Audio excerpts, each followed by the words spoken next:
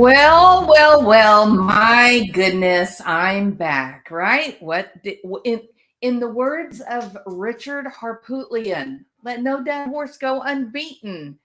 Just when you thought we were finished with the Murdaughs for a while, no, that's what the whole saying means. You you just can't let sleeping dogs lie, right? You got to just keep it going, keep it going, keep it going. That's kind of how Chris Watts was. And now we seem to be repeating that pattern of behavior with the Murdaughs. All right. So, how are you, Miss Catherine? I hope you're doing well. What about you, Callie Connect?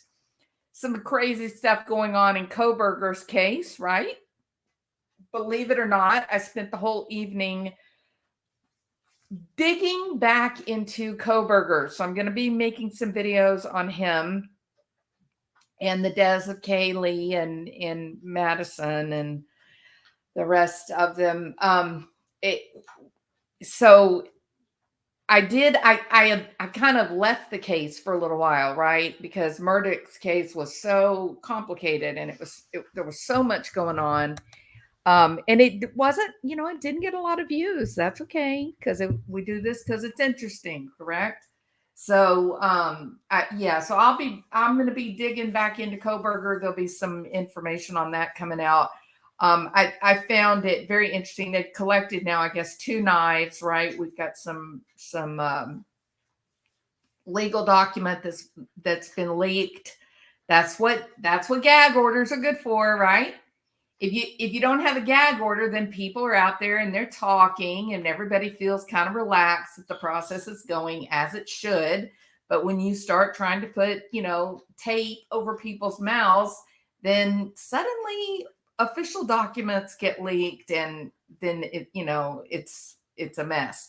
And so it's kind of what we have going on now. Is there are some police officers, or perhaps private investigators they're strategically leaking some documents. And so some of the things I'm just going to kind of talk about this for a second as we wait for a few more people to get into the live.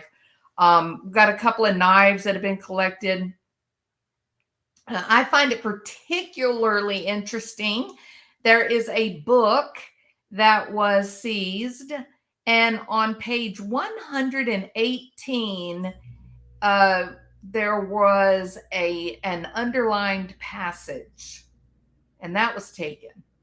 So if any of you have any insider knowledge on anything magical happening on page 118 of any book, maybe one of those books related to BTK, what might be a good place to start?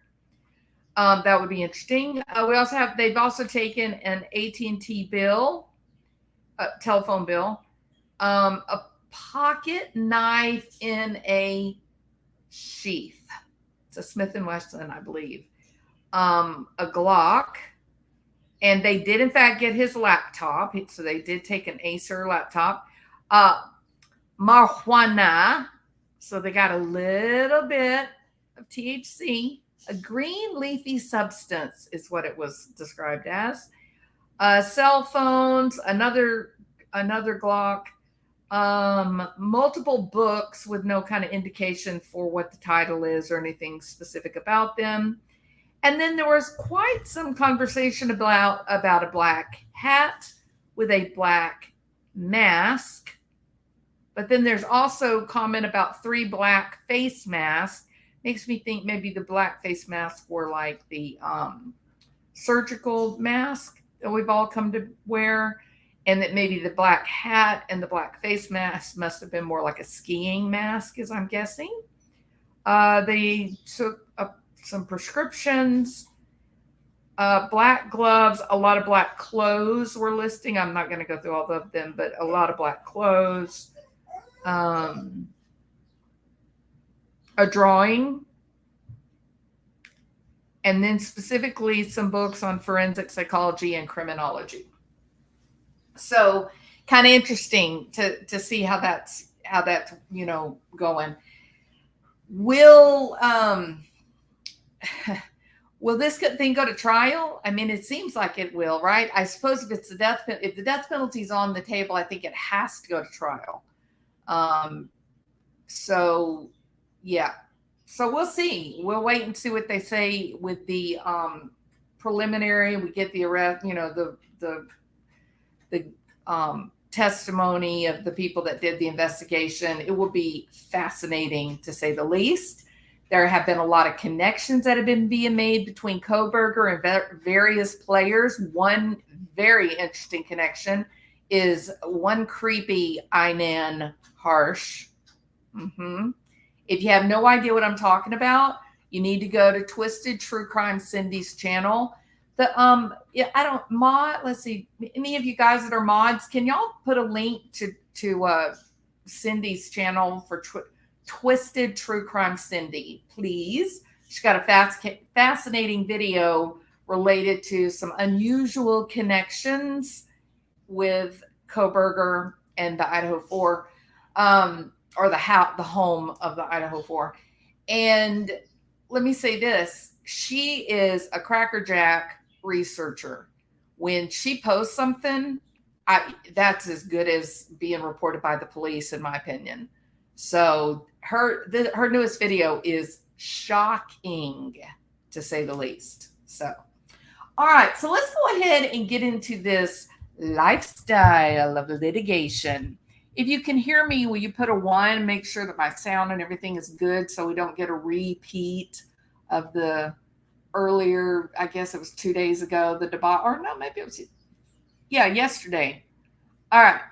So just when we thought we could not come up with anything else to talk about related to the South Carolinian clan, the Murdaughs, or the Murdaughs, or the Murdaughs, however people want to call it, right? I just go by the way that Alec Murdaugh said it. Apparently it's Gaelic. Alec Murdaugh, that's the way he said it. So I'm going to go with that. So it's quite interesting because we've known throughout this thing, really, that there have been multiple levels of multiple generations of the Murdaugh clan, and each a bit notable or colorful in nature, correct? And so the Washington Post has put out an article that gives us a bit more insight into Randolph Murdaugh Sr., the guy who started it all, literally. Now, this work, we can thank a journalist, DeWitt Jr., but they don't have DeWitt's first name. I've never seen that happen before, but they didn't. Strange. Okay, so Mr. DeWitt Jr., and he's been at the forefront of breaking all this factual news and historical context for this melodrama. Okay. Now I want to remind you just for a moment, while there's justice for Paul and Maggie, Alec Murdaugh will be spending the rest of his natural life in prison twice over. Once for Maggie, once for Paul. He ain't going nowhere, right?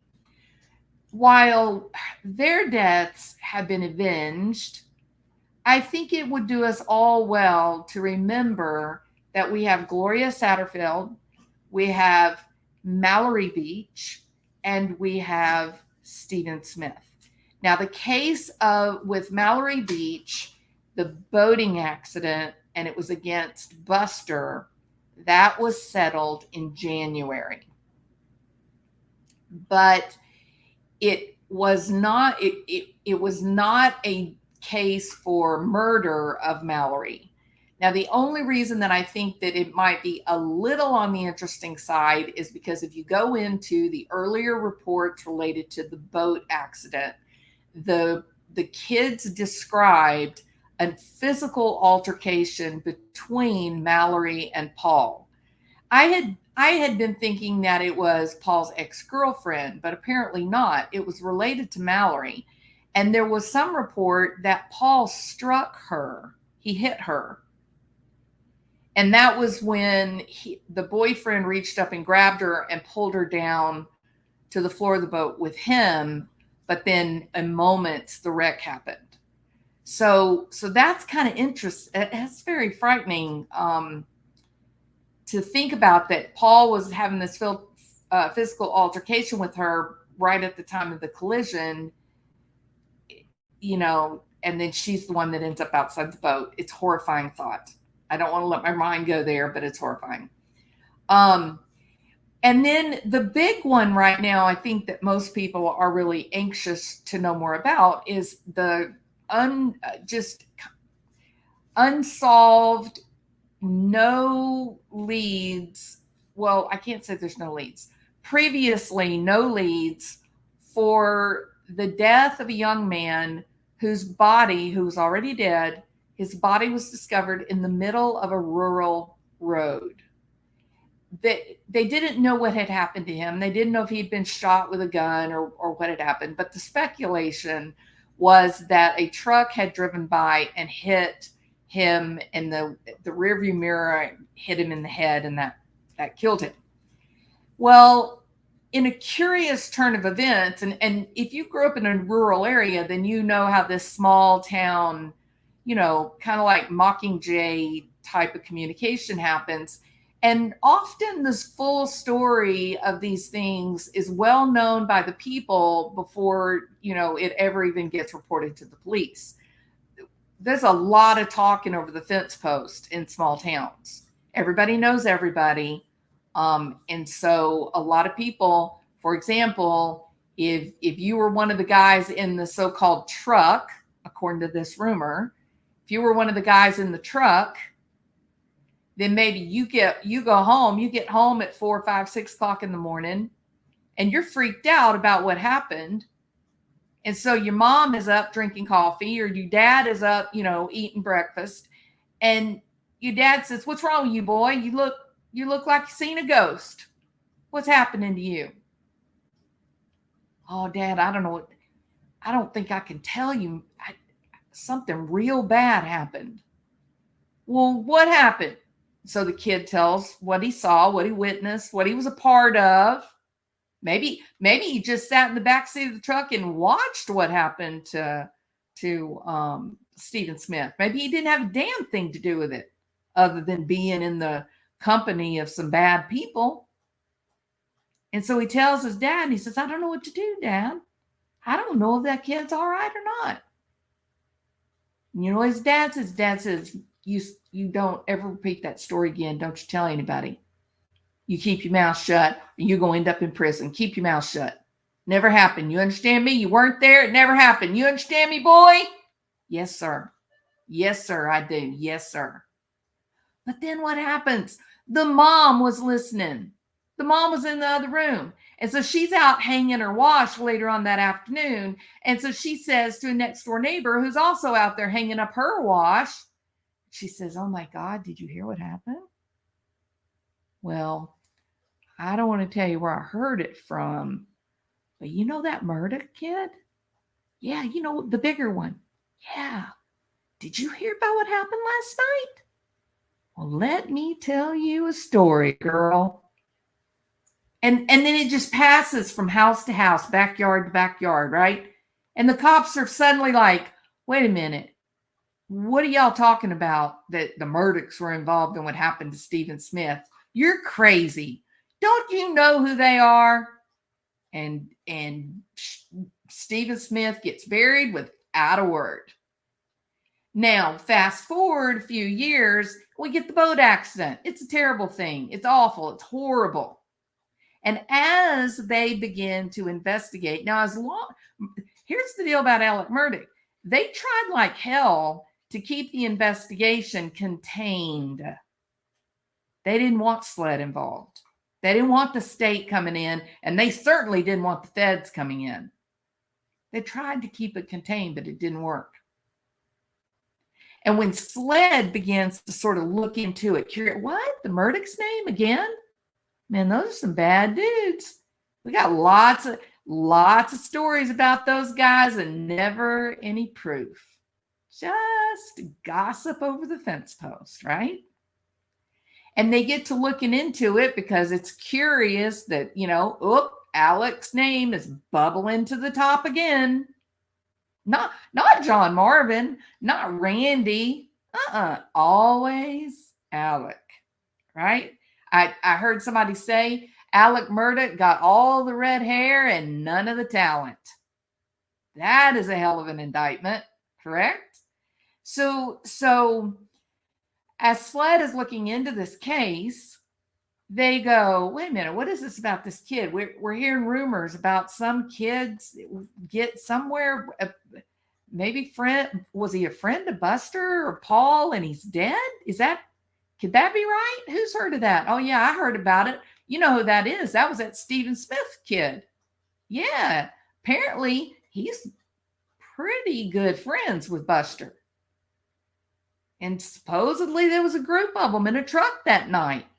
And they all ran across him. His car ran out of gas, just like Alec Murdaugh's car ran out of gas the day that he got shot in the head. So as a result of SLED looking into Mallory Beach case, the spotlight came full circle back around to Stephen Smith. Thank goodness.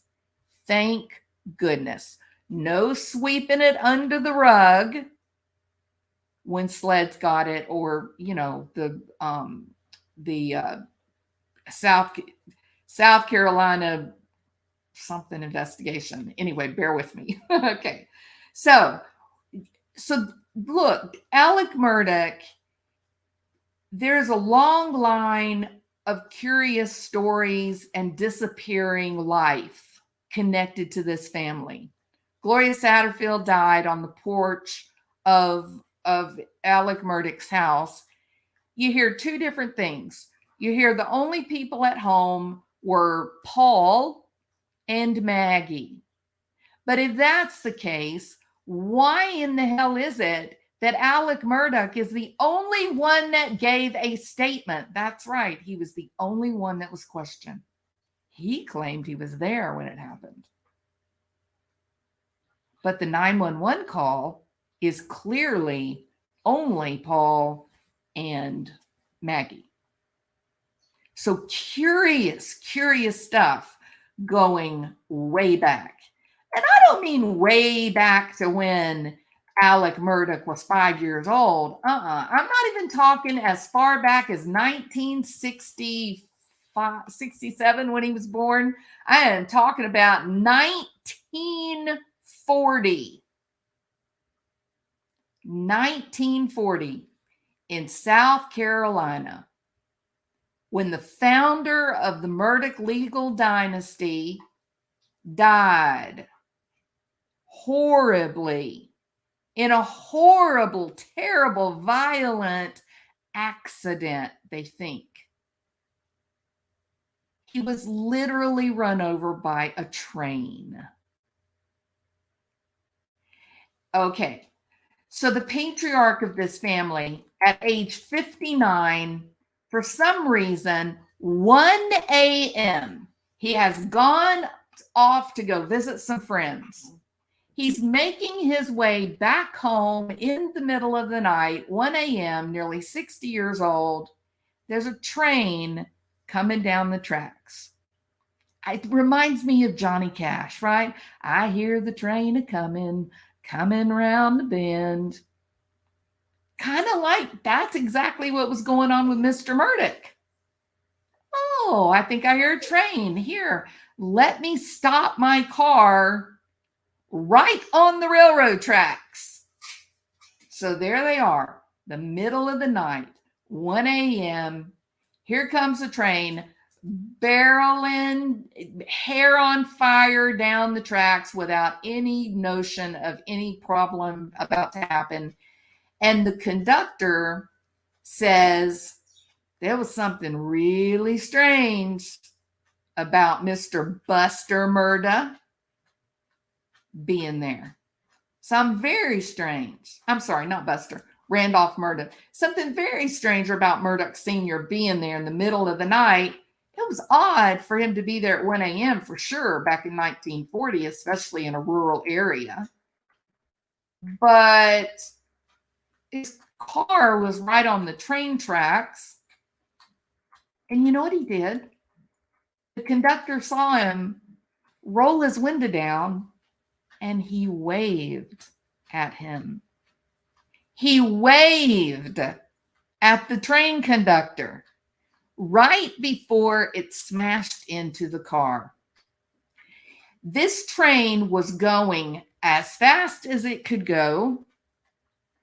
And when it hit the car, Mr. Murdaugh Sr. was propelled 150 yards down the track. I mean, it was destroyed. He was dead. Now, he was found in the truck. There was no, no funny business about, oh, it wasn't him, blah, blah, blah. No, it was him. He's gone. Now, the interesting thing about it, though, is that the great-grandfather of Alec Murdaugh, Randolph Murdaugh Sr., well, that death, him dying by train, resulted in what may be known as the first insurance payout to one of their victims. And so that's the whole point of this title of this video, Legacy of Litigation, a lifestyle of litigation.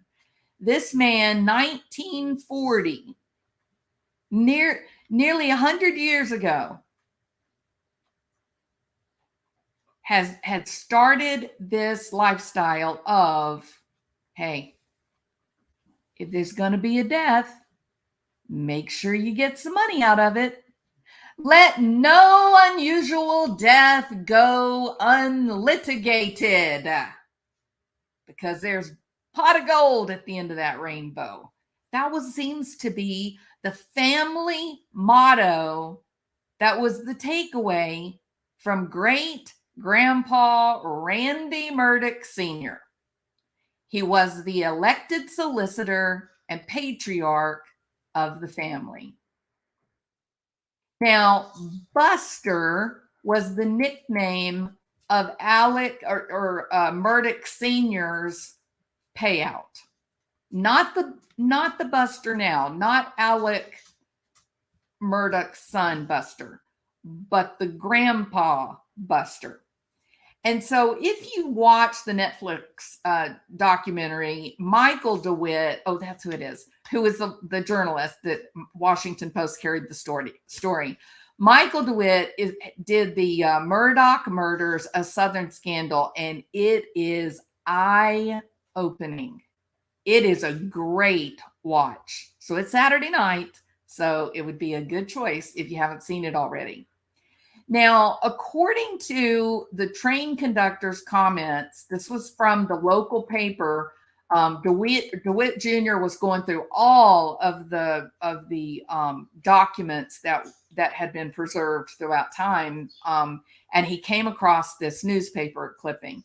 And it said that Murdaugh Sr. was near the tracks and waved at the train as it was speeding toward him, and then suddenly sped his car so that it was on the tracks at the moment of impact. His body was found 150 feet, I think I said yards a while ago, I misspoke, 150 feet away from the crossing. Now here we are, we find ourselves 4 generations later. And there's a whole lot of death around Alec Murdaugh. A lot.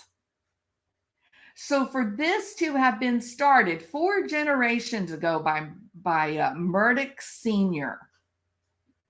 to establish a connection between death and a pot of gold. Was this the moment, this connection, where the realization came of there's money to be made in death? So if you're going to die, please make sure that you are fully insured so that when it's your turn to die, then you will enrich your children and your grandchildren. And it's kind of like Hank Williams Jr. It's a family tradition. And they don't say, hey, Hank, why do you drink? No, no, no. This is like, Alec, how is your life insurance? Have you paid it up? Right? So it's the family. It seems to have been taught through the years that it's a personal, that you have a familial responsibility to make sure that the people that you leave behind when it's your turn to go, that they benefit financially. It's your obligation to the clan, so to speak. This is all of my conjecture. I'm not saying this as actual fact. I'm saying it's a curious pattern of behavior that we've seen with this family. That's all I'm saying. This is my opinion only. Okay?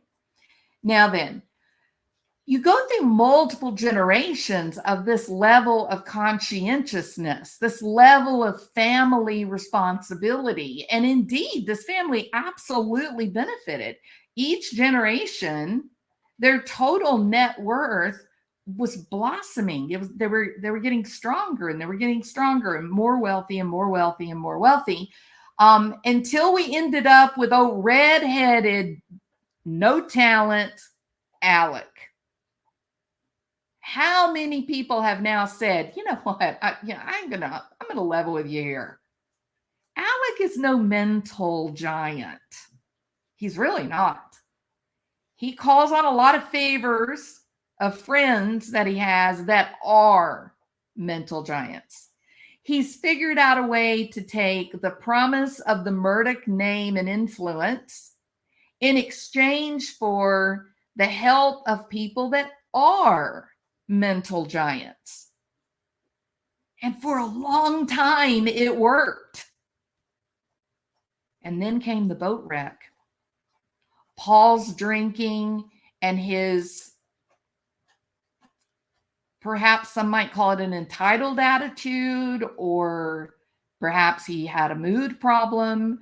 But I think we're pretty clear historically that Paul could act out emotionally and physically. He could have some bad days. He also had days where he was very sweet. He had days where he was very sweet, and he was very conscientious and caring about family members and friends. But unfortunately, Timmy was a name that I think may have been from Timmy the Terrible, according to the stories that you'll hear from Mr. DeWitt on the new Netflix documentary. I mean, it is, to hear the stories of Paul's girlfriend, it will leave you nauseated. It will make you fear for whatever Maggie lived through. It's tragic. It really is. But after 4 generations of this hyper awareness, and perhaps even like a family mandate of be responsible. We're Murdaughs. We do life differently than other people. Make sure you have good life insurance, because when you go, that is a benefit you can leave for your children. There's no reason for all of us to end up in the poorhouse, you know? Okay. Well, if you end up with a guy like Alec, who is being expected to be this superhero legal eagle, and he's anything but. All he's done is been able to parlay a good name into illegal, illicit money. That's all he's been able to do. Most of his cases were settled out of court. Most. I think if it went to trial, he always had somebody on board with him. I think he was smart enough to listen to other people's guidance. And then he used this profoundly gifted interpersonal awareness or intelligence that he could schmooze and rub shoulders and pat on, good old boy, pat on the back, and get everybody on his side. Man, that Alec Murdaugh, he is one funny guy. That guy makes me laugh. I like Alec Murdaugh. And that's sort of how it went. Even the judge said that. He said, for you to go from being such a gregarious and outgoing fellow that everyone liked, in fact, your whole family is easygoing and well-loved or lovable. This is a tremendous fall from grace. How? How could you let this happen, Alec? How could you make these decisions and these mistakes? Well, because he was a Murdaugh and he had to be successful. It was expected. Mediocrity was no option, and the truth was out. Alec was exactly mediocre. But he had personality, and he seems to have been a little bit short on ethics and morality. And that's what he used to create this business. Unfortunately, if he got this message of you can sue and make lots of money, then wouldn't it be necessary for him to need dead bodies in order to do that? Isn't he going to need some dead bodies where he can litigate and then settle without going to court? Isn't that going to be necessary? Well, I think Mark said that at one time, Alec was carrying 60% of the cases in the county, and nearly all of them go to settlement rather than going to trial. Remember? So what if he's doing this and suddenly nobody else has got any wrongful death to sue? There's nobody to sue. What are we going to do? I don't know. I think it's very chilling. I get a little bit, when I look back over this history, and you've got Mallory Beach, you've got Stephen Smith, you've got Gloria Satterfield. When you look at those deaths, you get just a little bitty hint of Lori Vallow and Chad Daybell, the Chadster. You get a little hint of, oh, this seems really unusual. It's very odd to have this many tragic deaths all associated with one family. And all of these deaths included a great deal of money as a result of litigation that just didn't seem to get to the people it was supposed to go to. It looks contrived to me. So,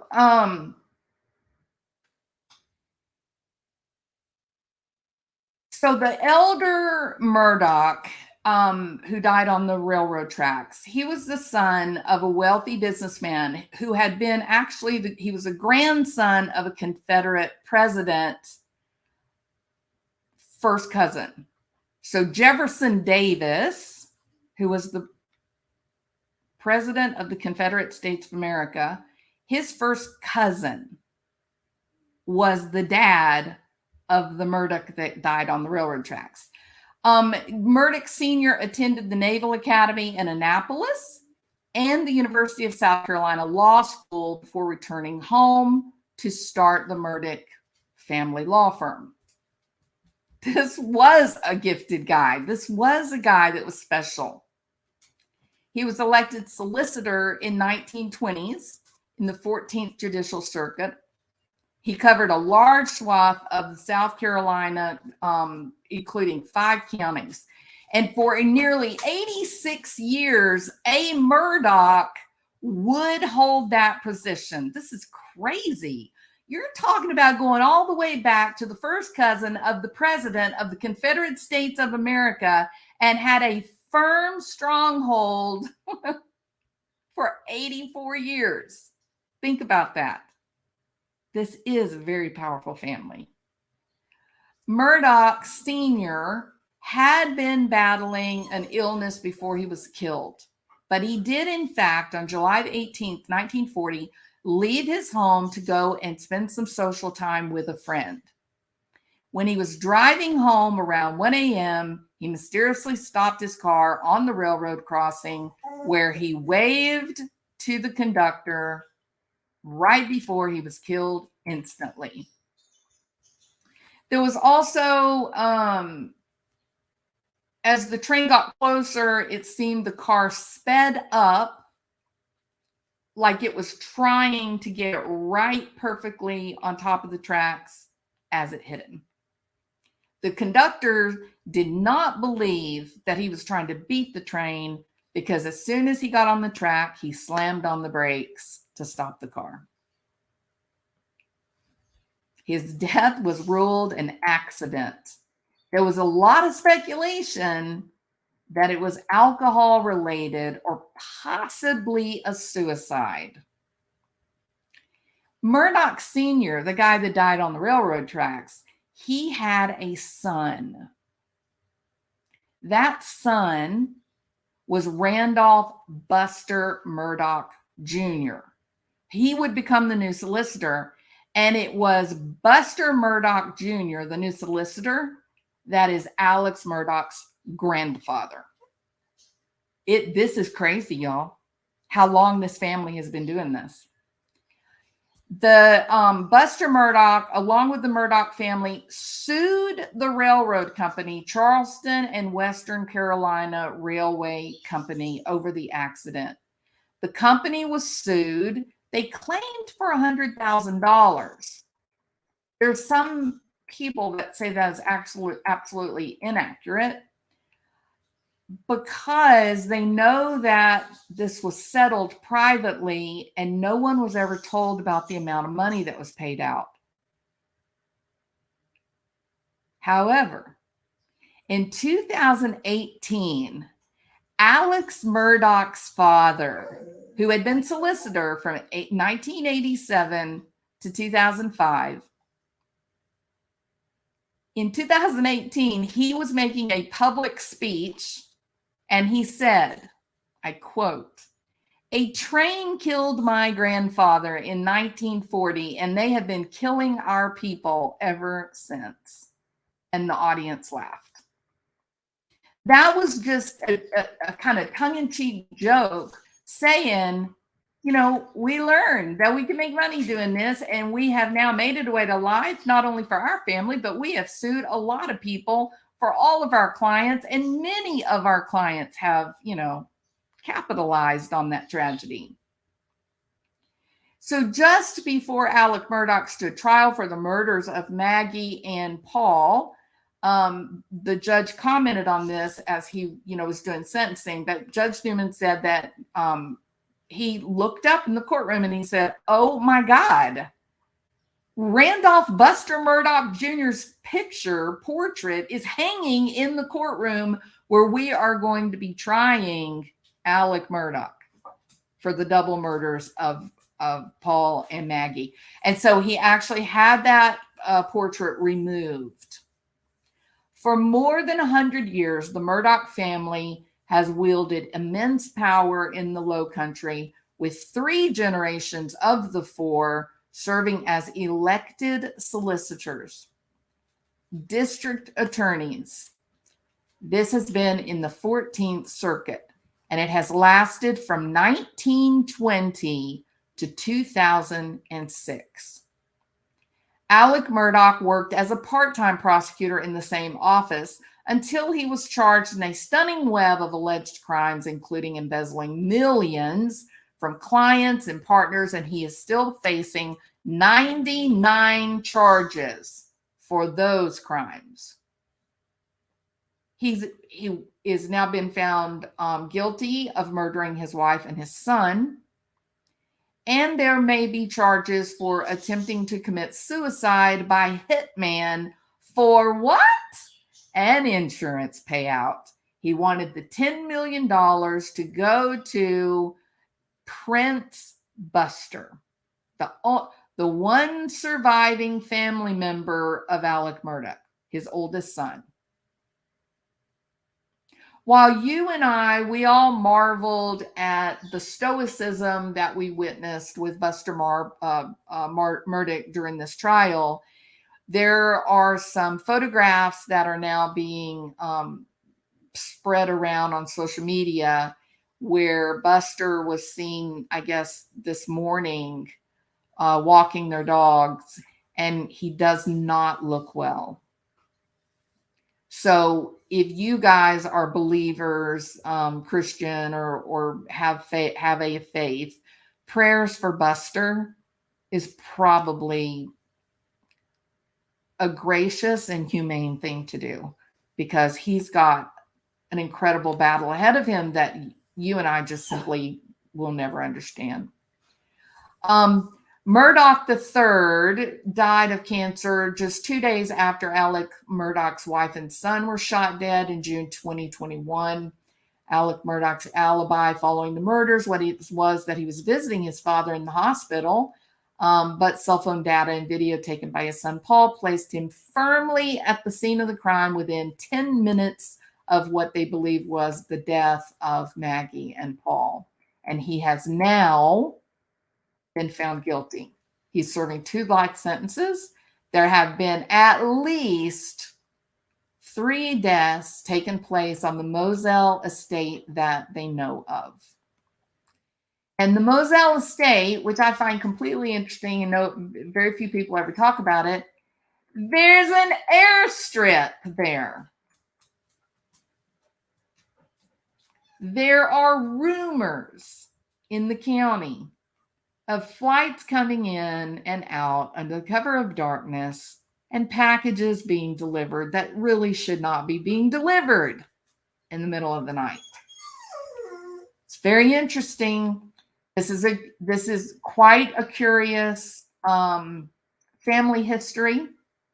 But I think as we sit around and we look at how did this man go from loving his wife and loving his child. I mean, we've seen it, we hear it, how do you go from that to the murder of 2 of your family members, to the arranged suicide of yourself so that you can financially ingratiate yourself to your eldest remaining son? How does one's mind get there?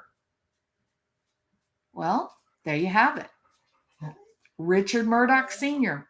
died in 1940, intentionally, it would seem, on a railroad track, intentionally placing himself in the path of a fast-moving freight train. And the family had a financial windfall. Ever since, each generation of the president of the Confederacy has managed to turn death into cash. I believe, it's my opinion, that this family has established a lifestyle of litigation. You and I, when we have budget problems, we go through and try to figure out how we can save money or get a side gig. Build your own business.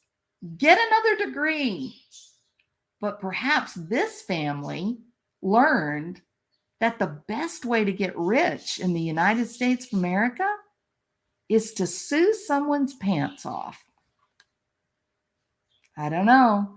It's definitely not anything that I was taught when I was a kid, but it seems to have worked for the Murdaugh family. All right. Y'all have a great Saturday.